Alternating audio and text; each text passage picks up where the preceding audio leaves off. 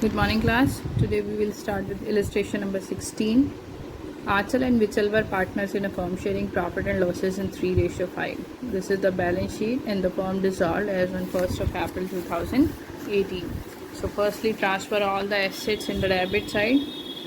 First we have land and building of rupee 4 lakh. Machinery, it is of 3 lakh. Debtors, they are of 2,22,000. Leave the bank balance. From the liability, firstly we have creditors. We have creditors recorded in the credit side. They are of 179. Then we have employee provident fund. As I told you so many times, this employee provident fund is a part of my current liability. Now start with the adjustments. The land and building realized at rupee 430. So you may write by bank. Firstly, land and building realized at rupee 4,30,000. Second, debtors realized 2,25,000 with interest, and rupee 1,000 were recovered from bad debts which were written off as bad debts in the last year. So 2,25,000 तो debtor से relies हुआ, 1,000 हमें पिछले साल के bad debt से relies हुआ. So total debtor से मुझे रिलाइज हुआ 2,26,000.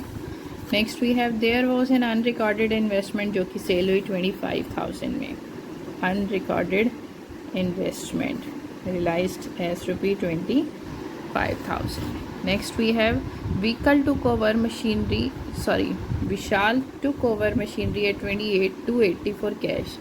जो विशाल नाम का हमारा पार्टनर है उसने 2,80,000 की मशीनरी परचेज की. So we have to write down the name of the partner here, क्योंकि उसने जस्ट ए सेकेंड उसने कैश में पेमेंट की है.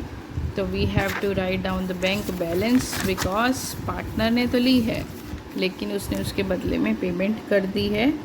So he purchased machinery at rupee 2,80,000 rupees. Next we have 50% of the creditors were paid at 4,000 less.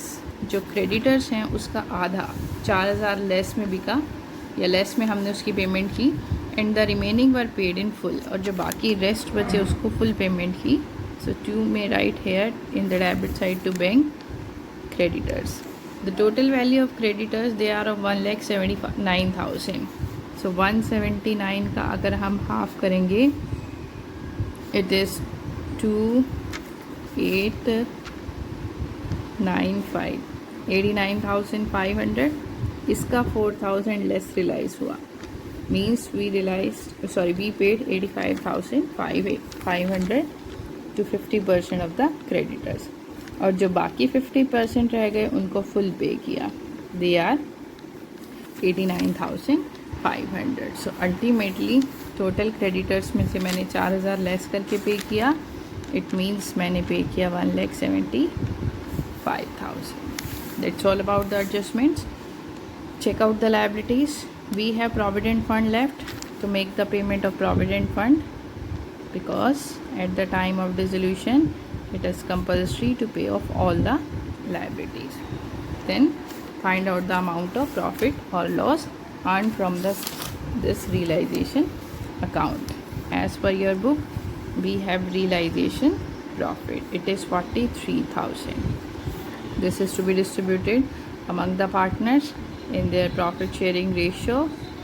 After distribution, it is 16,125 and 26,875. Now I think on the basis of this you will be able to prepare the partners capital account. Now one more thing, as I told you in the previous video ki in the next video we will do the journal entries.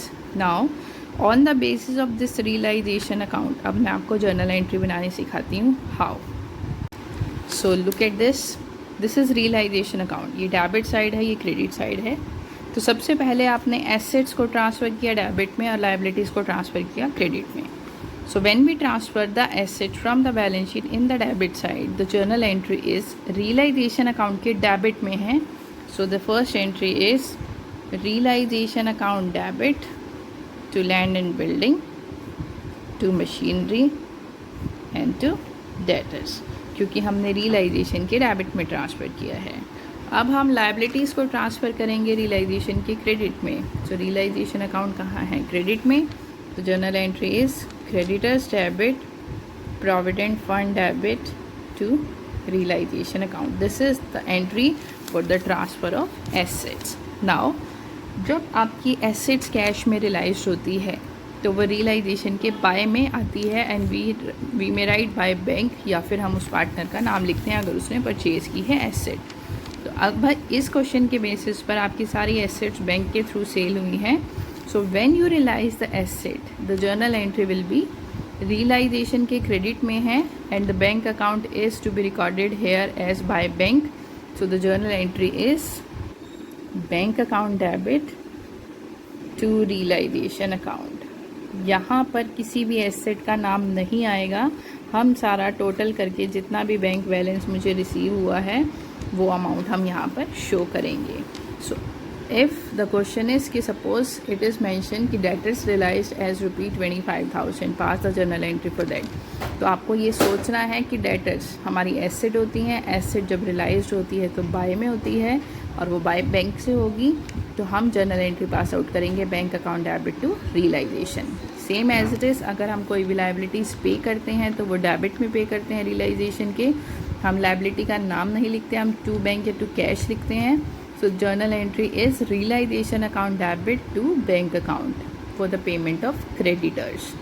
And suppose if any partner paid the liability, suppose it is mentioned कि A paid the amount of creditors, तो A अगर कोई भी partner पे करता है तो हम उसका नाम लिखते हैं to A's capital account. He paid the liability means suppose he paid the creditors of ₹25,000. सो हमने रियलाइजेशन अकाउंट के डेबिट में लिखा। So the journal entry for this is realization account debit to as capital account, he paid the creditors of ₹25,000। अगर suppose machinery B purchase करता है तो हम लिखते हैं by B's capital account, he purchase the machinery. So for this the journal entry is realisation के credit में है, so B's capital account debit to realisation account. Like this you need to pass out the journal entries. I think the journal entry concept is clear to you. अगर आपको रियलाइजेशन अकाउंट बनाना आ जाता है then there is no problem for passing when you have to pass the journal entries, because आपको सिर्फ ये माइंड में कंसेप्ट सोचना है कि एसेट अगर रियलाइज होती हैं तो बाय में होती हैं और लायबिलिटीज़ पे होती हैं तो टू में होती हैं। अगर पार्टनर ना परचेज़ करता है एसेट तो पार्टनर का नाम आता है, लायबिलिटी पे करता है तो उसका नाम आता है। तो हमें रियलाइजेशन अकाउंट में देखना है कि वो डेबिट है या credit. If it is in the debit of realization तो रियलाइजेशन अकाउंट डेबिट होगा टू बैंक या टू पार्टनर के नाम से, और अगर रियलाइजेशन के एसेट्स को क्रेडिट में रियलाइज़ किया है तो रियलाइजेशन क्रेडिट होगा और डेबिट होगा बैंक या फिर पार्टनर का नाम। So on the basis of these transactions you will be able to pass out the journal entries. The next topic is balance sheet at the date of dissolution not given. अभी तक 17 तक हमने जितने भी question किए सभी में आपको बैलेंस शीट मेंशन होती थी and on the basis of that balance sheet आप रियलाइजेशन अकाउंट प्रिपेयर करते थे। Now the balance sheet is not mentioned and some informations related to balance sheet is mentioned. So on the basis of such information you need to prepare the balance sheet first, उसके बाद हम realization account बनाएंगे। तो यहाँ पर हमारा एक account extra बनेगा या एक टर्म एक्स्ट्रा बनेगी, that is the balance sheet. Look at the illustration 18. Brahma, Vishnu and Mahesh are in the partnership ratio is 3:4. They decide to dissolve the firm. At the date of dissolution उनके पास creditors से 16,000 की एक contingent liability थी 2650 की। Contingent liability को कभी भी balance sheet में शो नहीं किया जाता बिकॉज ये इस तरह की लायबिलिटी होती है जो मे बी और मे नॉट भी पे करनी पड़ सकती है। The capitals are 12, 10 and 8. Vishnu had lend to the firm in addition to his capital ₹14,000। Vishnu ने कैपिटल के अलावा फर्म को लोन दिया हुआ है 14,000 का और एसेट्स रियलाइज्ड हुई 40,150 में। So firstly we need to prepare the balance sheet. So firstly prepare the balance sheet. The informations are the creditors are mentioned as ₹16,000. Next we have contingent liability. As I said, contingent liability is not to be recorded in the balance sheet. Then we have the capital of Brahma, Vishnu and Mahesh. It is 12, 10 and 8. Total is 30,000. Next we have the capital shows this one. Vishnu had lent to the firm in addition to his capital rupee 14,000. This is the amount of Vishnu loan. It is of rupee 14,000. The assets realized. ये तो assets को बेचने से हमें पैसा मिला है. So only the liability side is mentioned, and you know both the sides of the balance sheet, they must be equal. It is 60,000. So same as it is we have in the asset side. आपके पास कौन सी asset है ये नहीं पता, so we may write sundry assets as rupees 60,000, the balancing figure. Sundry assets में कोई भी assets हो सकती है, so we may write sundry assets only. Then on the basis of this balance sheet, prepare the realization account. It's very simple. जो हम अभी तक बना रहे थे, transfer the assets 60. In the liabilities we have creditors only 16. Vishnu partner है तो उसके लिए तो हम विष्णु का लोन अकाउंट बनाएंगे. Next, as per the information assets को सेल करने से मुझे मिला 4150. So you may write by bank 4150. Liabilities creditors को पे ऑफ करेंगे to bank. Creditors are to be paid as rupees 16,000. The information about the contingent liabilities 2650. They said this had to be met. जो हमें अब पे करनी है, arise हो चुकी है ये contingent liability, अब मुझे पे करनी है. So we have to pay it in the debit side as 2650. So total liability paid is 18,650.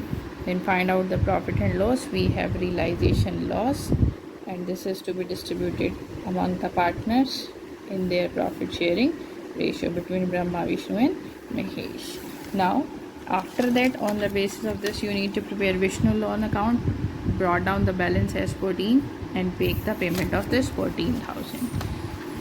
Then prepare the capitals account, the balance brought down of Brahma, Vishnu and Mahesh, the amount of realization loss, nothing else. और कुछ भी mention नहीं था. Final payment हम उनकी करेंगे balancing करके to cash और बाय कैश लिख के. Then on the basis of realization, capital account and the loan account, prepare the cash account, and ultimately at the end cash balance must be equal. Now that's all about today's questions. You need to sort out the practice question. Thank you and take care.